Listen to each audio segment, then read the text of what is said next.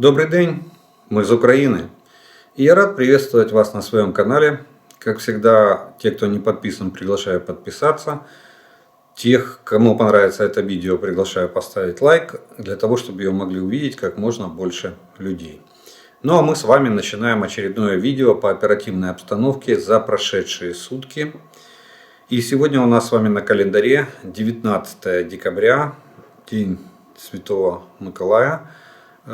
И киевское время 16 часов. Ну, как всегда, по традиции скажу, не дождетесь.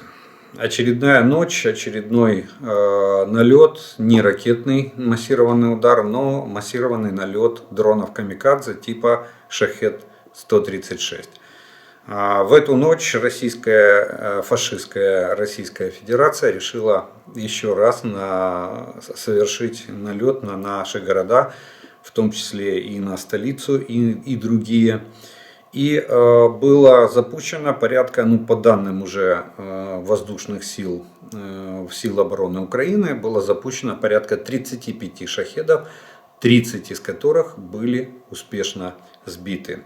Да, несколько долетело, да, есть попадание в критическую инфраструктуру, наши службы борются, есть пострадавшие, в том числе и в столице, двое человек пострадали, но жертв вроде бы по первым предварительным данным нету. И сейчас идут работы по восстановлению тех объектов, которые были повреждены в результате этой атаки. Специалисты говорят, что видимо, Россия бесится из-за этого, потому что они не могут положить нашу энергосистему. И нельзя положить. Советский Союз ее строил для атомной войны, она дублирована многократно, все зациклено, все завязано, все закольцовано, и если с одной ветки не подается электроэнергия, можно ее подавать с другой. Да, проблемы с распределением, да, проблемы с транспортировкой, это решаемые проблемы. Требуется время для их решения, но тем не менее это не критический обвал энергетической системы. Но, видите, фашисты, они и в Африке фашисты. Если они устраивают геноцид против мирного населения, значит, мы будем защищаться всеми доступными нам методами. Вот такое сегодняшнее утро в Украине после последнего налета дронами камикадзе Шахед-136. Кстати, информация о том, что на эти дроны устанавливают глушители, не подтверждается. Были они, как обычно, как мопеды в небе ночью. Все было прекрасно слышно. И возможности по их сбитию тоже у нас использовались на полную катушку. Итак, оперативная обстановка за прошедшие сутки. Подразделения сил обороны отбивали атаки оккупантов в районах населенных пунктов Стельмаховка, Макеевка, Червонопоповка, Белогоровка в Луганской области, Верхнекаменская, Бахмутская, Подгорная, Бахмут, Клещиевка, Красногоровка, Марьинка, Победа в Донецкой области. Огненная дуга продолжает гореть с не меньшей интенсивностью, чем в предыдущие сутки. Бои идут очень ожесточенные, бои идут с переменным успехом. То есть дни, когда есть частичный успех у противника, у врага. Есть дни, когда наши вооруженные силы восстанавливают положение на предыдущие сутки, то есть отбивает свои позиции у противника, при этом нанося ему максимальный урон. Видим, количество потерь врага исчисляется сотнями за сутки. То есть батальон, стабильно мы ложим батальон в сутки Российской Федерации. За минувшие сутки российские оккупанты нанесли 4 ракетных удара и 7 авиационных ударов с применением беспилотных летательных аппаратов типа Шахед-136, а также 55 огневых ударов с применением реактивных систем залпового огня. Пострадали населенные пункты, гражданская инфраструктура и гражданское население. Противник начал текущий день с применением ударных систем ПВО Подробная информация будет предоставлена после разъяснения. Имеется в виду, что вдоль линии границы и вдоль линии фронта противник сегодня с утра применял ракеты комплекса С-300, переделанные под класс Земля-Земля.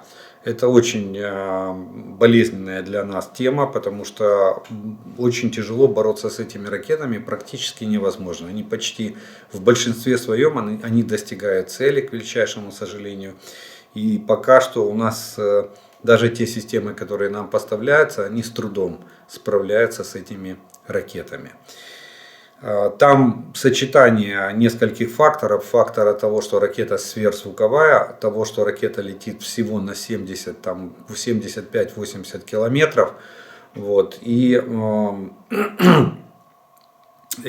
соответственно, время реакции, увидеть ее успевает, время реакции систем ПВО остается крайне мало, что и приводит к тому, что система ПВО не справляется в борьбе с этими ракетами.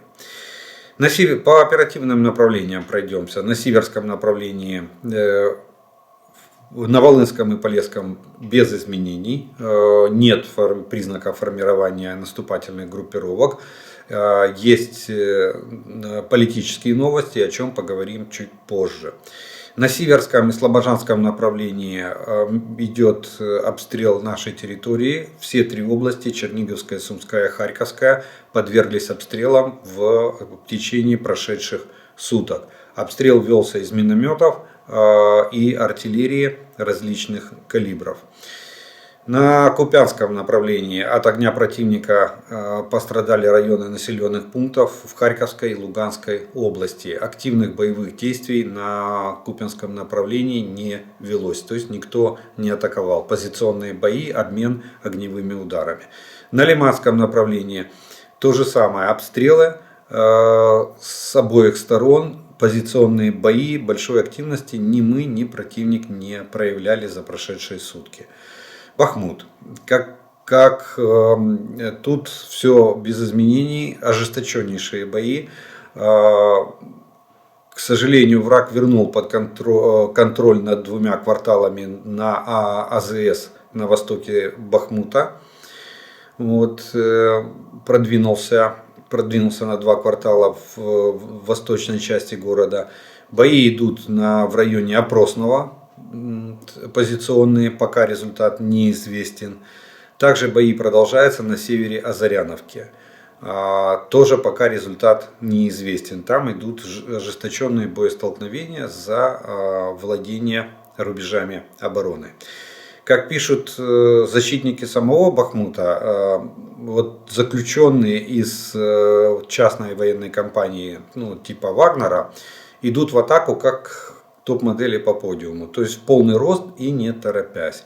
При этом по ним работает сразу с 3 огневых точек, то есть фактически они под перекрестным огнем. Подобное поведение можно было бы объяснить наркотическими или какими-то алкогольными средствами, но нет, никто их не накачивает. Как объясняют сами наши бойцы, они больше боятся своей собственной службы безопасности, чем умереть от рук вооруженных сил Украины. Дело в том, что так у них, как им объясняют, что у них есть шанс выжить в этой атаке, то есть остаться в живых или получить ранения. Есть шанс, но они сами иногда высказывают, те, кто попадает к нам в плен, что есть шанс попасть в плен и тоже остаться в живых, даже если ты раненый, потому что мы соблюдаем конвенцию. Но если ты остановишься или повернешь назад, ты будешь расстрелян. Причем я смотрю, что это последнее время тенденция расстрелов начинает принимать массовый характер среди вот этих наемников. То есть, с одной стороны, вербовщики выгребают из мест лишения свободы очень много людей, до 30% на зоне, на которую приезжают вербовщики, может согласиться на подписание контракта. А сейчас уже есть случаи, об этом говорят даже вот правозащитники российские, о том, что есть случаи, что те, кому удалось убежать с позиций, они скрываются на территории Российской Федерации или на территории Украины, на оккупированной части ее, и пытаются вернуться домой. Они пытаются вернуться в колонию. Они согласны на увеличение срока, но они хотят вернуться в колонию. Почему? Потому что если до них первыми доберутся вагнеровцы или Росгвардия. Кстати, Росгвардия работает сейчас полностью на обеспечение отлова вот этих дезертиров, причем как среди мобилизованных, так и среди зэков. Вот. Их показательно расстреливают. Показательно расстреливают. Для того, чтобы остальные даже не думали убегать. Вот такая вот ситуация вырисовывается сегодня с этими ЧВКшниками. Авдеевское направление. Продолжаются бои в центре Марьинки. Там ситуация пока неопределенная, идут ожесточенные бои. И на данный момент практически невозможно сказать, где к вечеру будет проходить линия разграничений между нашими войсками и российскими оккупационными войсками. Запорожское, Херсонское направление, там обстрелы, позиционные бои, обстрелы, артиллерийские дуэли, есть жертвы среди мирного населения, к величайшему сожалению, и в принципе активных боевых действий ни с одной стороны не предпринимается, только обстрелы и позиционные бои, перестрелки.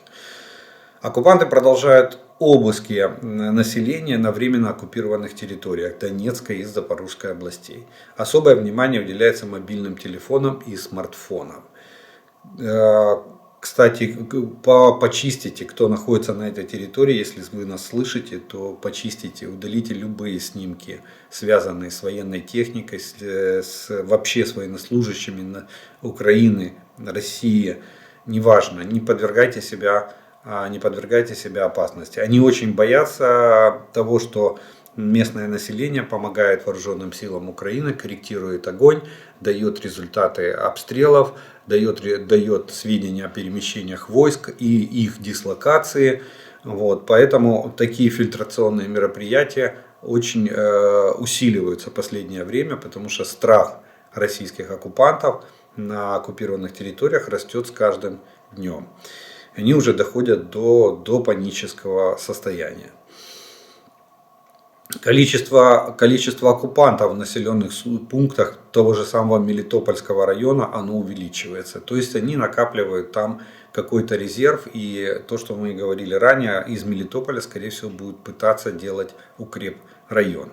Кроме того, российские оккупанты рассматривают возможность привлечения к боевым действиям бывших полицейских, дезертировавших к врагу. То есть все коллаборанты, которые вступили в сотрудничество, неважно какое, с российскими оккупационными властями, их всех будут привлекать для участия в боевых действиях. Причем вы же видите, я так понимаю, что помните, летом мы говорили о том, что был приказ номер 60, так называемый, это что-то подобие сталинского приказа «Ни шагу назад» и создание заградотрядов. Вот. Так вот, я так понимаю, что этот приказ теперь там действует, и причем чем дальше, тем действует более жестоким образом, тем, что они уже не считаются там заключенный, незаключенный, наемник, контрактник, мобилизованный и так далее. Им надо остановить вот это паническое бегство с позиций. Потому что особенно среди мобилизованных, желающих воевать, становится все не воевать, точнее, желающих вернуться домой становится все больше. Ситуация там в этом плане ухудшается, потому что, еще раз говорю, идеология этой войны со стороны России полностью развалилась. И объяснять тем, кто в окопах, что случилось, почему они здесь и с кем они тут воюют, становится все тяжелее и тяжелее для российского командования. За прошедшие сутки авиация Украины нанесла 9 ударов по районам сосредоточения личного состава, вооружения и военной техники врага. 3 удара по позициям зенитно-ракетных систем противника. При этом наши защитники сбили летательный аппарат типа Шахед-136. Это имеется в виду там на линии фронта, в зоне боевых действий. Это не включает те 30 аппаратов, которые были сбиты по всей территории Украины, включая Киев и город Киев. Подразделения ракетных войск и артиллерии сил обороны Украины поразили пункт управления, район сосредоточения живой силы и техники, 2 склада боеприпасов противника, а также контрбатарейную радарную станцию типа «Зоопарк». Это станция обнаружения стреляющих орудий и минометов и станция, которая корректирует огонь российской артиллерии. Кстати, появилось видео, рекомендую, на телеграм-каналах, официальных телеграм-каналах типа «Оперативный ЗСУ». Появилось видео, как наша артиллерия, аэроразведка вычисляет склад, а потом наша артиллерия с 3 выстрелов поджигает этот склад до состояния детонации боеприпасов. Причем первые 2 выстрела, там особенность в том, что орки не только сгрузили, там большой склад, там где-то фура целая боеприпасов, около 100 человек принимало участие в разгрузке и укладке боеприпасов, но сам факт, что он очень глубоко был зарыт. Что первые 2 снаряда они практически, второй достал до ящика и начался пожар, а вот только 3-й уже снаряд попал в штабель и вызвал детонацию боеприпасов. Вот что они делают. Даже не ленятся, это надо было вырыть укрытие такой глубины, чтобы артиллерийский снаряд не с первого раза пробил вот этот земляной покров над ящиками с боеприпасами. Так что вот такая вот у них в этом плане ситуация. Вот такие военные новости на данный момент сложились на линии фронта, на всех оперативных направлениях. И мы приступаем с вами к следующему разделу. Это военно-политические новости, которые произошли за прошедшие сутки в Украине и вокруг нас. В Российской Федерации началась кампания, ну вы знаете, да, что нет военных побед, идет жесткая критика, причем она идет волнами. Каждый раз, когда Российская Федерация терпит какое-то поражение на поле боя. Вот. И сейчас в Российской Федерации сложилась очень интересная ситуация. Российское общество смотрит на лидеров 2 стран, на российского и на украинского, то есть на Зеленского и на Путина. И, естественно, российскому обществу больше импонирует Зеленский. В том плане, что он весь погружен в войну. Это так должно быть. У нас президент по Конституции верховный главнокомандующий. И он весь в войне. То есть он проводит заседания ставки верховного главнокомандующего. Он постоянно встречается с военными. Он там вручает награды. Он общается с руководящим составом. И что самое главное, он ездит на передовую. Вот это в России просто рвет на куски, как в этом говорят, что капля никотина убивает лошадь, а хомячка разрывает на куски. Так вот, и российское общество разрывает на куски. То, что Зеленский ездит в прифронтовые города, причем тогда ездит, когда там слышно артиллерийскую канонаду. То есть это минимальное удаление от линии фронта в вопросе безопасности, допустим, первого лица государства. Вот. А Путин сидит в бункере и проводит военные видеоконференции со всеми. Это раз. И второе, что Путина в Генштабе никто не видит, военных в бункере у Путина никто не видит, ну и на фронт Путин не ездит. И они решили, понятно, что Путин не поедет. Это судя из того поведения, которое он ведет, понятно, что он не поедет. И вот российская пропаганда решила сменить парадигму. Теперь восхваляют, генералов уже не критикуют, что они проиграли эту войну и продолжают проигрывать все сражения на поле боя. Вот. Начали восхвалять, что вот генералитет, Шойгу полетел на линию фронта, якобы в Украину, посмотрел позиции с вертолета, Ну, как всегда, хотели сделать как лучше, получилось как всегда. Почему-то все генералы, Шойгу и все генералы в летней форме одежды. Хотя на улице у нас мороз. В Украине мороз. Снега очень много в этом году, в отличие от предыдущих. Они смотрят в иллюминатор вертолета, там зеленая трава на поле и окопы. Вся Украина скована льдом и укрыта снегом на сегодняшний день. Зеленой травы нету нигде. Вот. И большие сомнения, что это Украина, потому что еще одна характеристика позиции, как он говорит, он осматривал линию фронта, то есть самые передовые позиции, но почему-то возле самых передовых позиций нет ни одной воронки от артиллерии, от нашей артиллерии. Все как бы так образцово-показательно вырытые окопы. То есть Российская Федерация, вот российская пропаганда все, что смогла, как-то лошадь, не смогла. Вот они выпустили такой ролик, который должен, по их мнению, поднять престиж и показать российскому обществу, что вот военное командование заботится войной, заботится заботится о личном составе и так далее. Там Шойгу встречается, проводит брифинги с полевыми командирами.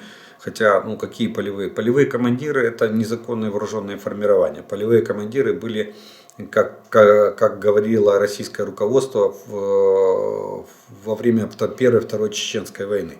Они называли вот этих командиров, кстати, того же Кадырова тоже называли полевым командиром. Он был полевым командиром, пока не продался Путину за деньги. Вот. И, соответственно, вот эти брифинги, общение якобы с личным составом должно, по идее российской пропаганды, поднять рейтинг и Путина. Путин вроде как встретился там с генералами, где-то там поехал, хотя в последнее время никаких поездок его в Арбатский округ, это в районе Старого Арбата, где находится генеральный штаб вооруженных сил Российской Федерации. Никаких поездок никто не отмечал, никто не замечал там кортежа. Вот, и, соответственно, мероприятий по перекрытию Москвы, там же традиция, когда Путин едет, всю же Москву закрывает. Даже, говорят, людям не высовываться в окна, чтобы снайперы не нервничали и кого-то не пристрелили по ошибке. Вот. Так что вот такая вот ситуация складывается на сегодняшний день с пиар-компанией. Очень плохо, насколько я понимаю, с пиаром, с рейтингом и вообще с популярностью этой войны среди российского общества. И да, кстати, соцопрос, который проведен, можно доверять, это профессиональное агентство проводило анонимно в российском социуме опрос, который показал, что сегодня мнение разделяется среди общества. С одной стороны, они как бы поддерживают и мобилизацию, и проведение специальной военной операции, но с другой стороны, отвечая на непрямые вопросы, люди высказывают: главная проблема всех бед, которую считают россияне, это специальная военная операция. Это считает больше 60% россиян. Отвечая не на прямой вопрос, социологи приходят к такому мнению. Ни низкие зарплаты, ни санкции, международные санкции, ни там отсутствие товаров в магазинах и неспособность там что-то купить или оплатить жилищно-коммунальное. Нет, именно специальная военная операция больше 60% россиян считает главной проблемой их падения уровня жизни и главной их проблемой развития Российской Федерации или существования Российской Федерации. И, соответственно, их жизни в этой стране. Вот такой вот парадоксальный, не парадоксальный, на мой взгляд, но вот такой вот вывод пришли социологи. И именно вот отсюда выходит, мы можем сделать вывод, почему российская пропаганда, видимо, в Кремле тоже знает о таких опросах и тоже их проводят. И, соответственно, пропаганда начинает разворачиваться в обратную сторону. То там пропагандисты кричали, что мы проигрываем войну, надо там нельзя проиграть, где наши там сарматы, арматы, все воеводы, кинжалы, посейдоны. Вот. Где они, почему они не в степях Украины? Вот. А оказывается, видите, теперь уже они будут помалкивать о том, что у них проблемы на фронте, что они проигрывают, нет побед, что они проигрывают одно сражение за другим. И они решили восхвалять, что вот командование все в сопереживании с армией и в надежде, что это повернет общество лицом к войне и вызовет новую волну желающих пойти в военкомат. Кстати, продолжается отлов, именно отлов. Все идет как по нотам. Вторая волна мобилизации – это отлов с собаками, с Росгвардией, уже желающих, все желающие уже в военкомате, уже на фронте. Теперь начинается отлов. Кто кого перехитрит. Охотники или жертвы, потенциальные жертвы. Так вот, в контексте вот этого падения рейтинга, проблематики специальной военной операции для российского общества, Путин едет в Минск. Понимаете, да, какой разворот событий. Если гора не идет к Магомету, то что Магомед идет к горе. Теперь гора – это Лукашенко. Если Лукашенко по свистку раньше или по щелчку пальцев щелкал каблуками на ковре в Кремле, то теперь Путин вынужден лететь в Минск для того, чтобы уговаривать Лукашенко. Вот такая вот смена парадигмы в внешней политике Российской Федерации. Смотрите, еще особенность такая. Лукашенко, по непроверенной, неофициальной информации, вчера даже Лукашенко пытался сорвать визит Путина в Минск. Почему? Потому что некоторые источники говорят, что охрана или окружение Лукашенко передавало в Москву сигналы о том, что Лукашенко заболел, что у него грипп. Вот, и что он себя очень плохо чувствует. А вы же знаете, что Путин очень боится ковида, гриппа и всего остального. У него своих болячек хватает, ему еще осталось только ОРЗ подхватить. Ну, мы с вами на это только надеемся и уповаем. Вот, но он как бы боится. А тут даже после таких, ну, будем так говорить, неформальных сообщений, окружение Путина заявило: никаких проблем. Путин едет, съест витаминку и едет все равно к Лукашенко. Это говорит о том, что огромные проблемы в Кремле. Огромные. Едет, скорее всего, за несколькими вещами.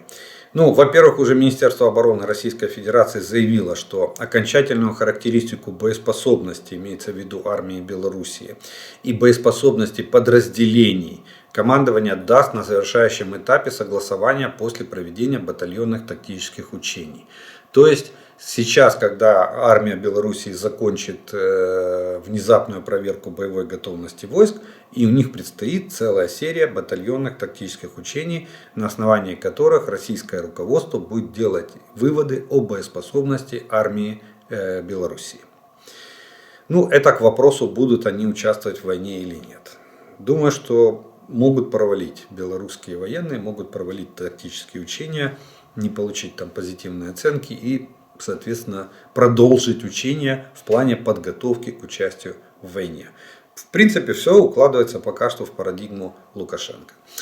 Но есть еще несколько вопросов, как мы уже ранее с вами обсуждали. Это, скорее всего, Путин будет уговаривать Лукашенко помочь материально.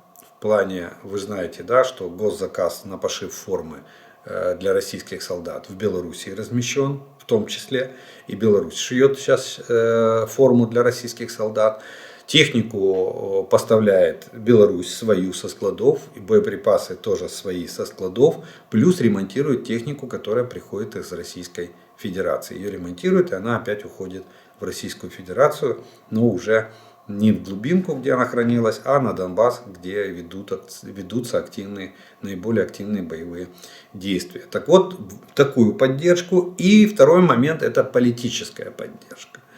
Политическая поддержка, которая может быть связана с тем, что чтобы Лукашенко не объявил о выходе Беларуси из ОДКБ и максимально, наверное, будет уговаривать прекратить переговоры с Западом. Ну, и то, и другое бесполезно. Кстати, вот это, на мой взгляд, и формирует такую сильную переговорную позицию Лукашенко на сегодняшний день перед Путиным. То, что теперь Путин зависит полностью от Лукашенко. Он не может его убрать, потому что нет гарантий или нет, непрогнозируемое становится развитие ситуации в самой Белоруссии в этом случае, если вдруг Лукашенко исчезает по какой-либо причине, и что там произойдет, Путин не может гарантировать, кто первый, Запад добежит до Минска или Москва. Вот, поэтому он не может его убрать. А с другой стороны, он теперь и давить на Лукашенко не может. Потому что, да, перекроет Россия газ и нефть Беларуси. И что дальше? Есть рядом страны Балтии, есть Польша, есть Украина, через которые можно качнуть туда нефть и газ в случае, если Лукашенко, допустим, выходит из политического блока с Москвой и закрывает границу с Российской Федерацией. Вот и все. И если Лукашенко объявляет о выходе из АДКБ, оттуда сразу уходит Армения, Таджикистан и Казахстан. Все, организация развалилась. Путин остался один на один с западным миром. Чем он будет пугать Запад? Своими сарматами, которые еще находятся в стадии конструкторской разработки и сделали только первый пробный отрыв от земли. Так что вот такое положение. Это объясняет, почему именно Путин едет в Минск, а не Лукашенко в очередной раз летит в Москву. Вот такая на севере Украины развивается внутриполитическая ситуация между Украиной и Россией. Ну и еще парочка новостей. Это из Великобритании. Великобритания в следующем году передаст Украине несколько сотен тысяч артиллерийских боеприпасов на сумму около 250 миллионов фунтов. Это 286 миллионов евро. Причем, как считают в Лондоне, этот пакет вооружения поможет на постоянной основе важнейшим артиллерийскими боеприпасами Украине в течение 2023 года. То есть, я так понимаю, что первый транш 286 миллионов, а дальше будет на постоянной основе Британия снабжать Украину боеприпасами. Это, кстати, к вопросу, помните, вы задавали вопрос, почему мы производим боеприпасы 152 и 122 миллиметров. Потому что я вам объяснял, вот подтверждение моих слов, что 155 миллиметров и 105 миллиметров калибра боеприпасы нам дадут. Страны-партнеры, они не могут не дать. Они дали артиллерию, дадут и боеприпасы. А вот боеприпасы для советских образцов артиллерии, которые мы сегодня активно воюем, вот нам надо производить, что мы и делаем. И еще одна новость, очень интересная. Давно мы не говорили с вами о городе Мариуполе. Как там идет жизнь в оккупированном Мариуполе без воды, тепла, с частичной подачей электроэнергии. Так вот, оккупанты возобновили работы по разбору завалов внутри драматического театра. Помните, да, трагедию эту? В очередной раз массированно анонсирует о его ремонте в течение 3-5 лет. Я думаю, что ситуация развивалась следующим образом. Летом не стали разбирать завалы внутри самого театра. Они вывезли только обломки, осколки снаружи. Почему? Потому что количество жертв, находящихся под этими завалами, плюс лето, жаркая температура, трупный запах, разлагающиеся тела, ну и плюс летом намного было больше любопытных глаз, которые наблюдали бы эту картину и могли ее зафотографировать, снять видео, и потом это все попало бы в сеть. Сейчас, когда холодно, тела подстыли, зевак на улице поменьше, потому что очень холодно, все-таки зима, они решили потихонечку разгребать завалы и вывозить, прятать следы своих преступлений, которые они совершили. Вот сейчас, может быть, наша разведка узнает, сколько же все-таки тел погибших мариупольцев находится под завалами драмтеатра. Так что вот такая вот. А российская пропаганда сразу же говорит, что главная цель дать хоть какую-то надежду мариупольцам, что вместо тепла, что даже на превращенные в могилы сотен гражданских лиц здания и объекты, они их восстанавливают, и чтобы люди забыли. Ну, как в комедийном сериале в российском понятии простить, чтобы не сделал, но главное понять. Или как сказал этот пленный в начале войны российский солдат, что мы вас убиваем, чтобы вы нас полюбили. Вот та же самая парадигма сейчас пытается опять вернуться к ней в городе Мариуполе российские фашисты. По-другому называть их как-то не очень хочется. Ну что ж, на этом мы первую часть нашего с вами видео заканчиваем. Вот такая военная и военно-политическая обстановка сложилась в Украине и вокруг нее. Я по традиции делаю перерыв. У вас есть время подписаться на мой канал, поставить лайк этому видео, если оно вам нравится. И через некоторое время мы с вами продолжим.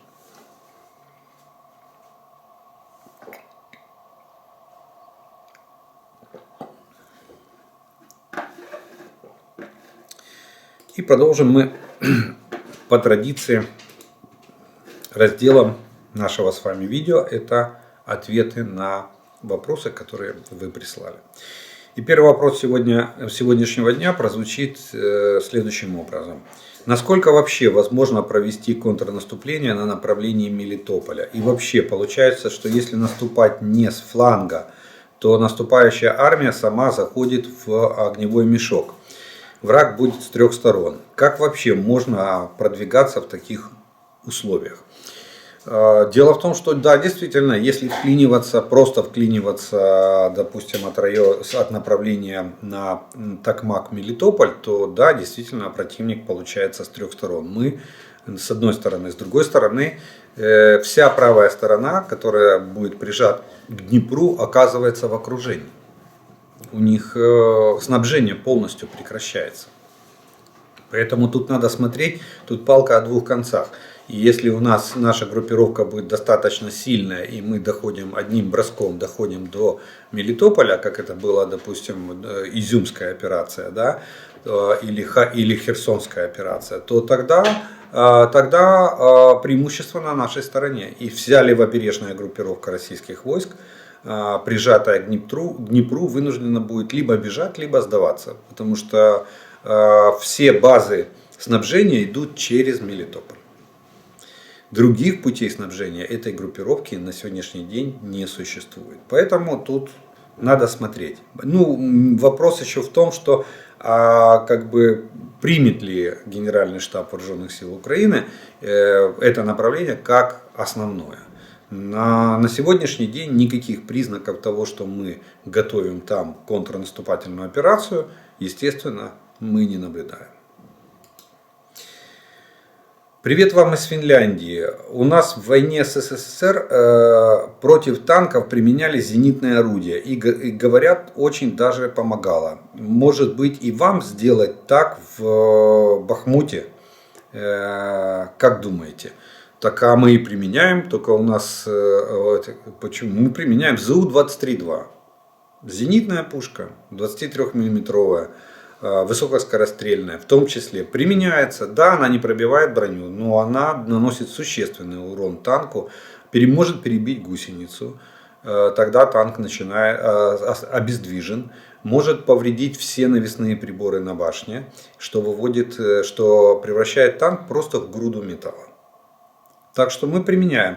Плюс, вспомните, мы месяц назад говорили с вами о 60-мм зенитных орудиях, которые мы сейчас активно снимаем. Там они предлагались для борьбы с шахедами, но поверьте, они как скорострельные пушки вполне могут применяться для борьбы и с танками противника. Так что в данном случае, вот на этой огненной дуге, на мой взгляд, все средства хороши. Я думаю, все, что есть у нас из огневых средств, все используется для борьбы с бронетехникой противника.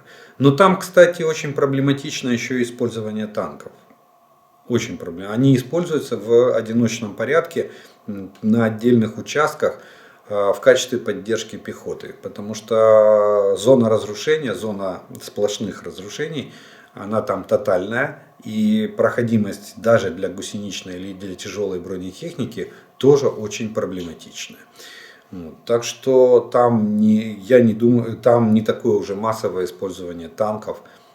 Там в основном артиллерия и контактные бои пехоты. Причем артиллерия там должна работать очень ювелирно, потому как иногда линия фронта очень извилистая. И сейчас наши бойцы здесь, через час они могут быть в другом месте.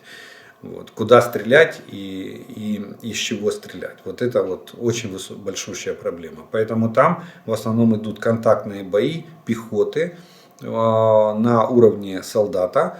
И максимальная огневая поддержка — это безоткатные средства, противотанковые переносные средства, вот, и гранатометы и минометы.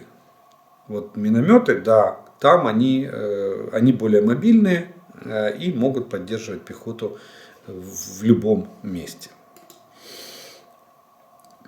Поздравляю с Ханукой вас и всю Украину. У нас она началась с опережением графика. Хлопец из ТРО сбил из антикварного трофейного пулемета крылатую ракету в километре от подстанции в Киеве. Так не бывает, но так стало. Ханукальное чудо. Вопрос такой: можно ли по грязи использовать шины низкого... Ну вот интересно, речь шла о ханукальном чуде. Да, действительно, у нас, кстати, насколько я даже знаю, это 3-й или 4-й случай с момента начала массированного вооруженного вторжения России в Украину, когда с помощью стрелкового оружия сбиваются крылатые ракеты. Причем пулемет. Каждый раз это используется пулемет. Станковый или ручной пулемет, неважно. Да, действительно, у нас солдат сбил крылатую ракету, завалил ее с пулемета. Он ее вовремя увидел, вскинул, не растерялся, вскинул пулемет и попал в нее. В результате ракета упала и не взорвалась. Вот. И тут вопрос. Вопрос такой: можно ли по грязи использовать шины низкого давления? Конечно, это сооружение не выдержит тяжелой брони. Оно тихоходное, но оно по любому болоту может передвигаться. Я такие машины видела на маленьком заводике рядом с Москвой. Они их делали для Газпрома, для работы в тундре. База Козел или Нива. Туда предполагалось набить сотрудников и гору металла, оборудования. Применимы ли они в распутицу и существуют ли? Спасибо, привет из Львова. Я недавняя москалька, почти 3 года живу тут. Свобода, слава Украине. Ух ты, как. Ну да, интересно у вас. Празднуете Хануку. Значит, я так понимаю, что вы иудейского вероисповедания. Бывшая москвичка, живете во Львове. Слава Украине. Героям слава. Мы вас приветствуем. Отвечаю на ваш вопрос. Дело в том, что у нас нет специализированных таких автомобилей на шинах с низким давлением, нету. Но любая военная машина имеет систему автоматической подкачки шин. И даже раньше, вот в старых еще автомобилях типа ЗИЛ-157 был специальный кран, который устанавливал давление в шинах. Высокое и низкое. То есть ты ставил кран в положение низкое, и давление в шинах падало до 0,5-0,7 атмосферы. И фактически, но поймите, что это для глубокого снежного покрова, для грязи и распутицы, но скорость при этом падает до 5-7 км в час. То есть машина становится практически мишенью. Она очень медленная и не маневренная. На сегодняшний день, в принципе, наши бронетехники, да, есть проблемы, да, они одиночно, там танки не двигаются. Но Хамвей, другие бронемашины, там типа Варта, Казак, они ходят, они для этого предназначены. Да, тяжело, да, могут застрять, но тем не менее они преодолевают. Сбрасывают они давление в шинах или нет, думаю, что снижают незначительно для повышения мягкости хода и большего сцепления колес с грунтом, но не до низкого давления, потому что это очень резко снижает скорость автомобиля. Тем более двигаться на такой низком давлении в шинах длительное время не рекомендуется, потому как жуется, есть такое понятие жеваная резина, жуется резина и шины могут выйти из строя. Вот. Так что на сегодняшний день это не используется, специализированных таких машин нету. В основном военные используют то, что есть, и в том состоянии, в каком техническом, в каком оно есть. За исключением, может быть, отдельных случаев, когда есть острая необходимость там, снизить давление и преодолеть какой-то участок местности, который непроходим в другом состоянии или в другом положении этих шин. Олег, здравствуйте. Два вопроса. Первый по ответам на вопросы от 17 декабря. По ПВО. Если бьют ракетами по первой линии ПВО, где находится объект атаки, то эту ракету сбить, как я понял, с ваших слов нельзя. Как тогда защищать объект в первой линии? Касается ли то же самое систем ПВО в первой линии? Ну, давайте так. Не то, что нельзя сбить эту ракету, а очень проблематично сбить эту ракету. Вот в чем проблема, понимаете? То есть вопрос во времени обнаружения, вопрос в том, насколько далеко видит радиолокационная станция. Вопрос в том, что засекаем ли мы эти ракеты на момент пуска. Вот так. А почему? Потому что, смотрите, то ПВО, которое находится в первой линии, да почему вот я объяснял в оперативной обстановке, в самом начале я объяснял по поводу ракет С-300, почему они такие досягаемые, и для нас такая огромная проблема борьбы с этими ракетами, потому что она летит на 75 километров, она сверхзвуковая. Представьте, за сколько секунд преодолевает С-300 75 километров. Да, ее радиолокационная станция ее видит, но отреагировать для ее сбития она не успевает. Если бы, допустим, была там какая-то энергетическая пушка или лазерная пушка, может быть, она бы успевала. Вот типа тот же, или как действует тот же железный купол. 70 километров как раз у него дальность, радиус 4 километра высота, 70 километров дальность радиуса действия. Вот он может быть и успел бы. Но опять же, может быть, тут не дается стопроцентной гарантии. Поэтому да, средства ПВО на переднем крае, это почему мы и говорим, что нам нужны средства ПВО для переднего края на бронированной самоходной базе. Чтобы они могли, во-первых, они должны быть защищены от пули и осколков, это раз. И второе, они должны иметь возможность быстрого маневра. То есть выполнение огневой задачи, отстрел, уход, отстрел, уход на другую позицию. Иначе они не выживут. Такова война. Второй вопрос. У США есть мощные лазеры, способные выполнять функции ПВО. И так как в Украине сейчас много передового вооружения, почему бы не передать такие системы Украине для практических испытаний, а в случае их успешного результата, то уже как часть военной помощи. С уважением, ваш зритель из России. По скриптум. Буду бегать от военкомата до последнего. Пошли они лесом. Путин, Херло. Спасибо за приятные слова. Смотрите, вот как раз, да, про лазеры я упомянул. И вот второй ваш вопрос именно про лазеры. Дело в том, я вас разочарую. Дело в том, что согласно открытых источников информации, Соединенные Штаты Америки несколько лет назад свернули лазерную программу. Проблема лазерной программы – прозрачность воздуха. Рассеивание лазера в непрозрачном воздухе. Вот это огроменная проблема. Выпал туман, ваш лазер куда? Никуда. Идет дождь, лазер никуда. Идет снег, лазер никуда. Поднялась пыль от разрыва или дымовая завеса, лазер никуда. Облачность, лазер никуда. Единственная страна, ну вот насколько я знаю, единственная страна, которая сегодня не свернула свою лазерную программу, это Израиль. И они в рамках модернизации комплекса «Железный купол» проводят сейчас практические испытания на местности лазерной энергетической установки в системе «Железного купола». Но и то там они сделали следующее, там примерно такая логика, что 3 лазерных пушки бьет в одну точку. С 3 точек они поражают одну. Для чего? Для того, чтобы ускорить время реакции. То есть, потому что лазер должен нагреть, должен прожечь эту цель. Так вот, чтобы это было как можно быстро, с 3 точек они бьют с лазерных пушек.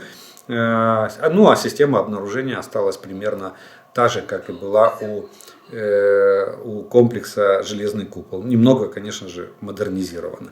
Посмотрим. И сейчас, опять же, по данным открытых источников, в Израиле одна такая энергетическая установка лазерная уже стоит на боевом дежурстве в качестве испытаний. Посмотрим, как она себя зарекомендует. Но по Соединенным Штатам последние данные были то, что программа свернута из-за ее малой перспективности. Во-первых, лазер требует огромного количества электроэнергии. Огромного. Она должна быть аккумулирована. И потом идет пучок лазера, который накачивается за счет большого потребления большого количества электроэнергии. Ну и дальше все недостатки я вам сказал. Пока их больше. Вот в космосе, я так понимаю, да. Но вопрос, опять же, накопления электроэнергии. Где там поставить такой аккумулятор или конденсатор, который будет. Там света много, панели солнечные могут работать, могут давать электроэнергию, но ее надо где-то накопить и потом ей выстрелить, создать пучок лазера и выстрелить этой энергией. Поэтому вот такая вот ситуация с лазерами. Предложение. Сегодня рано утром в Киеве четко слышал, как пролетал шахед над моим домом. Но это сподвигло на мысль, а что если объявить общественную инициативу? Слышишь дрон, направь фонарь в небо. Видишь дрон, подсвети его. Таким образом силам обороны со стрелковым вооружением будет легче его сбить. Видя, как световые столбы поднимаются в небо, будет проще предсказать траекторию дрона, а если кто-то установит визуальный контакт и начнет его подсвечивать, дрон увидят и остальные люди и тоже будут его подсвечивать. Когда даже покинув зону действия одних фонарей, прожекторов, в скобочках, он попадет в зону действия других и будет видим как Кобзон на сцене. А доблестные полицейские и территориальная оборона отправят дрон по известному курсу. Рашисты вынудили нас закупиться фонариками. Пусть пожалеют об этом. Дело в том, что фонари должны быть довольно мощные, это раз. И в принципе идея неплохая. Только я думаю, что вместо фонарей и общественно... Во-первых, люди уже участвуют в системе ТРО. Слышишь дрон, есть ЕППО. Есть чат-бот, куда надо сообщить, и что ты слышишь дрон. Дальше все происходит автоматически в штабе повітряних сил, обрабатывают эту информацию и понимают, какой дрон, куда летит, по какому курсу и так далее. Дальше его уже ищут с помощью радиолокационных средств. Я думаю, что вместо фонариков была бы, наверное, идея зенитные прожекторы. Они у нас есть, на складах они тоже есть. Единственная тут тоже проблема в том, что зенитные прожекторы требуют довольно большого количества электроэнергии. Дело в том, что в зенитном прожекторе горит не спираль накаливания, не нить накаливания, а горит электрическая дуга. Там графитовые стержни, и между ними горит электрическая дуга. Отсюда такой мощный луч зенитного прожектора, который может бить там, по-моему, до более 5 километров даже светит.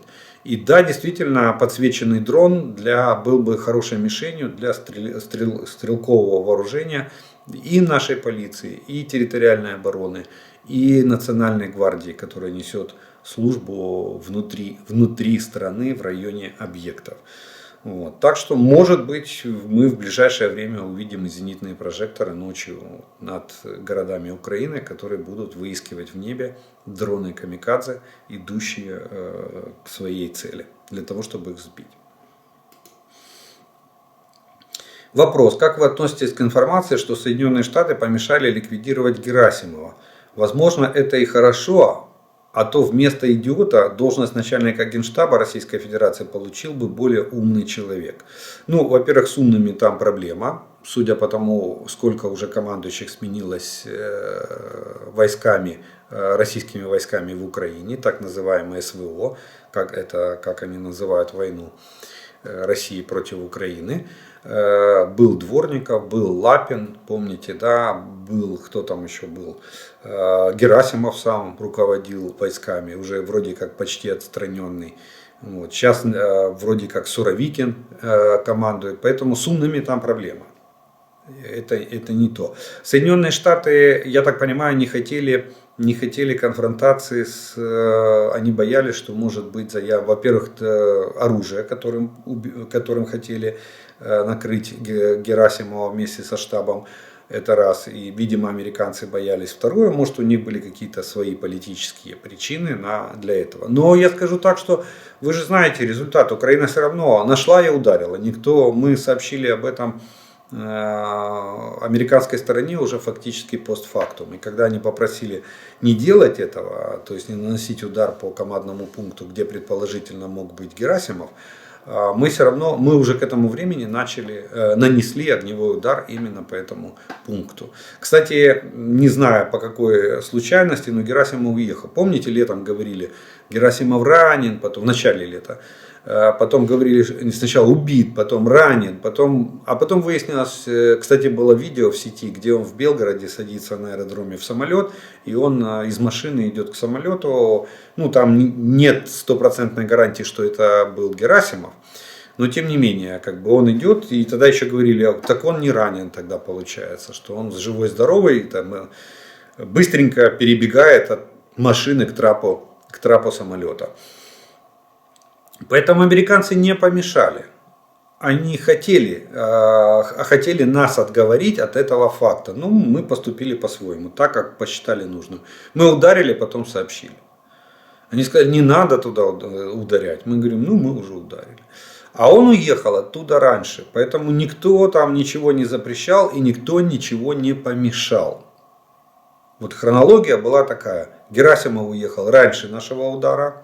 Мы не ожидали, что он уедет. Мы все равно ударили по этому командному пункту. Причем тут, видите, особенность в том, мы не знаем, били мы по командному пункту, зная, что Герасимов уехал, или мы не знали, что он уехал, но с надеждой, что он там. Вот это первое обстоятельство. И второе обстоятельство, американцы узнали и пытались нас отговорить фактически постфактум после этой операции. Поэтому помешать они никак не могли. Они сказали свое мнение, свою позицию относительно вот этого удара по командному пункту, где предположительно должен был быть начальник генерального штаба вооруженных сил Российской Федерации. Мы поступили так, как сочли нужным. Вот так вот решился этот вопрос. Слідуючий вопрос. Чи можуть дрони мінувати дороги або шляхи пересування рашистів? І чи взагалі використовували дрони для мінування? Та як для мене це доволі гарний варіант для тилового минування ворога. Дело в том, что у специализированных дронов с дистанционной установкой мин на сегодняшний день практически нету. Мы можем использовать квадрокоптеры, тяжелые квадрокоптеры, которые вот у нас поднимают, допустим, мины 60 мм, 8 штук берет квадрокоптер. И вот он может бомбить, сбрасывать эти мины на российские позиции. Что мы и делаем, и часто видим вот эти видеокадры, выкладывают наши военные, когда висит квадрокоптер над позициями, потом раз, и минка полетела. Вот. Одна, вторая, третья и так далее. И вот там 60-мм или 80-мм мины, все зависит от того, какие подвесы и общий вес этих мин зависит. Чем больше калибр, тем меньше мин может поднять квадрокоптер, он ограничен по весу. А вот с минами, да, их можно сбрасывать, можно так минировать, но дело в том, что квадрокоптеры далеко не улетают. Намного эффективнее и выгоднее дистанционно минировать местностью с помощью артиллерии, что мы и делаем с вами. И вот эти снаряды, которые нам, допустим, Германия, помните, 1339 мина ДМ или GM, GD 1339, дистанционно устанавливаемая, 28 мин в одном снаряде, противотанковые, и вот мы минировали, есть уже там вроде бы как информация от нашего генштаба, что больше 120 единиц техники российской уже подорвалось на этих минах. Поэтому снаряды есть, будем минировать. Ну, сбрасывать с квадрокоптеров или с беспилотников по одной-две минки, это не выход на сегодняшний день. Лучше с квадрокоптеров и беспилотников покидать гранаты, покидать мины минометные, допустим, или типа мини-бомбочки по позициям российских войск. Это будет намного эффективнее, на мой взгляд. Пане Олеже, розкажіть про принцип дії інженерної техніки по розмінуванню території. Чи передають подібну техніку Україні країни-партнери? Ну, конечно же, передают. Инженерную технику по разминированию. Ну, смотрите, принцип есть несколько. Есть принцип разминирования с помощью поиска мин и их обезвреживания. И есть принцип разминирования путем ликвидации на месте, то есть путем подрыва. Путем подрыва делается с помощью тяжелых инженерных машин, которые либо используют мин-нейтрал, либо используют отвал, которым поднимает грунт и мину. Если она стоит на неизвлекаемость, она взорвется перед отвалом в этой куче земли. Вот. Либо есть даже вот мини-машины, которые тоже там на глубину 50 сантиметров тралят грунт, то есть разрезают грунт типа как плугом.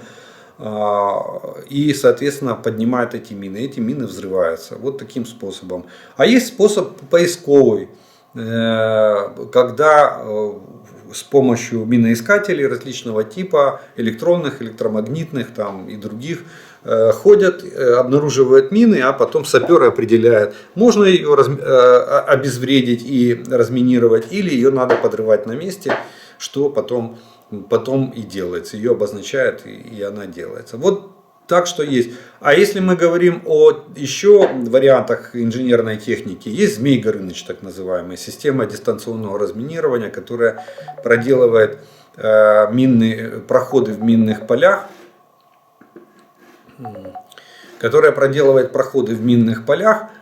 путем выбрасывания детонационного шнура на дальность с помощью ракеты небольшой, на дальность там, до 200 метров. И потом этот шнур детонирует, подрывается. Все мины, которые попадают в зону детонации, они тоже подрываются. Таким образом образуется проход в минном поле. Вот такие способы. И да, Змей Горынычи это советские образцы вооружений. В России там есть некоторая модернизация ихняя, но в основном по дальности заброса и по ширине проделывания минного поля. Она есть на базе МТЛБ, есть на базе колесной машины. Вот такая система. У нас старая советская на базе МТЛБ. Вот такая вот система, в народе называемая Змей Горыныч. Так, это машина дистанционного разминирования и проделывания прохода. Ну и есть навесное оборудование для танков и БМП. В основном для танков, потому что там мощности двигателя хватает, чтобы и мин-нейтрал тащить, который, наезжая на мину, ее подрывает. И, соответственно, танки идут колея в колею для прохода минного поля. Потом разворачиваются опять в боевой порядок. Ну а западные партнеры дают нам современную технику. Вот я сказал, мини-машины, которые могут тралить грунт на глубину 50 сантиметров или ножами его прорезать. Вот. И либо те самые миноискатели различных типов для обнаружения мин или разминирования местности. Почему мы не можем адаптировать Нептун под сухопутные цели и бить на 200-300 километров этими ракетами? Наша разработка, наш ВПК. Да, ну где она? Вы же не забывайте, для того, чтобы адаптировать Нептун, надо поменять систему самонаведения ракеты. Это на минуточку меняет, практически надо перепрошить мозги этой ракеты. С контрастной цели на водной глади на, допустим, какую-то систему координат, либо GPS туда поставить, либо это время, это разработки. Их надо профинансировать и надо их обеспечить. Обеспечение идет следующим образом. Конструкторы должны придумать, воплотить это в металле, сделать несколько опытных образцов, провести государственное испытание. Даже в самых кратчайших сроках, но все равно это необходимо. Ну и самый главный вопрос. Где находится завод по производству Нептуна? Он сегодня эвакуирован? тогда насколько он сегодня в состоянии быть развернутым и производить эти ракеты. Я смотрю, что мы ударили по российским кораблям, а больше мы Нептуны и не использовали. Я так понимаю, что, видимо, есть проблемы с их производством. Потому что та производственная база, которая находится на территории Украины, она вся находится в зоне поражения российских ракет. Если мы этот завод эвакуировали, тогда вопрос развертывания самой этой базы, для того, чтобы производить эти ракеты. Это довольно проблематично, и это довольно на сегодняшний день сложно, как для нас. Я думаю, что если бы такая возможность была, то, поверьте, уже бы КБ «Луч» наштамповала бы этих ракет, и мы бы уже слышали с вами и слева и справа сообщения о том, что наши «Нептуны» стали, допустим, стали аналогом «Гарпунов» или других ракет, или аналогом, допустим, ОТРК «Гром». Пусть поменьше ракета, с меньшей боезарядом, но все равно 200-300 километров может поражать цели на суше. Но пока, к сожалению, такой возможности, видимо, нет. Именно поэтому мы с вами об этом. Но идея хорошая. Надеюсь, что КБ «Луч» именно этим и занимается. Ну что ж, на этом мы вопросную часть тоже заканчиваем с вами. И у нас остается обратная связь, комментарии, пожелания и приветствия, которые вы прислали. Итак, первое приветствие прозвучит следующее на сегоднішній день. Привіт із Ізраїлю. Україна піднімається із попелу. Загартованішою, міцнішою, сильнішою, а Росія залишається в соромі, позорі, розпаді навіки. Рашка колонія Китая. Путлеру капут і його режиму. Слава Збройним силам України, Богу слава. Вот такой привіт із Ізраїля.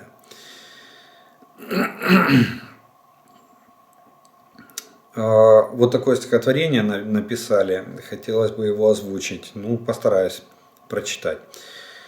Святий Миколаїв, без ламп при свічі пишу тобі лист з України вночі. Складаю уперше не список речей, бо жодних не маю для нього ідей. Усе, що торік неважливе для мене, проситиму лиш, щоб стихла сирена. Проситиму те, що донині ніколи. Будь ласка, за ніч відбудуй наші школи. А ще, якщо можеш, і звісно не проти, у тому будинку в підвалі напроти теплом своїм трохи поторкнись підлоги. Там холодно дуже у спину і ноги. Хоча би на день принеси мені друзів, отих з-за кордону, самотніх у тузі, із фронту за руку додому верни, усіх ще живих, усіх до весни. О, знаєш, і звісно, айфона не прошу, аби лиш зв'язок ти приніс нам хороший, щоб був інтернет і вмикались новини, і йшли, щоб гудки, коли дзвонить дитина. Обіймів, будь ласка, для Збройних сил України. Напевно, усе. От тепер я засну. Вот такой виршик, такое стихотворение написано в Украине, видите, в реалиях сегодняшнего дня. Ничего не надо, только чтобы все были живы, тепло, мир и нормальная жизнь. Мы ни на кого не хотели нападать и не собирались нападать. Ну, так случилось, что нам теперь надо отбиваться и защищать свою свободу, будущее, свое будущее. Самое главное, жизнь, чтобы мы могли нормально жить. Итак, следующее. Всем работникам украинского ЖКХ и Укрэнерго огромное спасибо за ваш труд. Нация консолидирована, каждый на своем участке фронта. И фронт граждане Украины держат. Отдельное спасибо медработникам, которые в тяжелейших условиях выполняют свой профессиональный долг по спасению человеческих жизней. У психологически нездорового маньяка нет шансов победить народ, его просто нет. Вот такое приветствие. Доброго ранку. Нам было страшно первые 1,5 месяца в Мариуполе, в подвале, без света, без тепла. Воду экономили, потому что приходилось добывать с риском для жизни. и постоянная бомбежка, обстрелы. А сейчас их обстрелы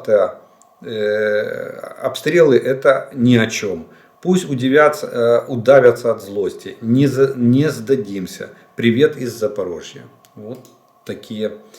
Привет из Испании, Валенсия. Большое спасибо за информацию. Очень интересно. Хочу рассказать, моя сестра живет в Новосибирске и слушает зомбоящик. Так вот, я пытаюсь ей объяснить за войну, что это плохо. Но она даже слушать не хочет. Ждут повестки, чтобы отправить внука.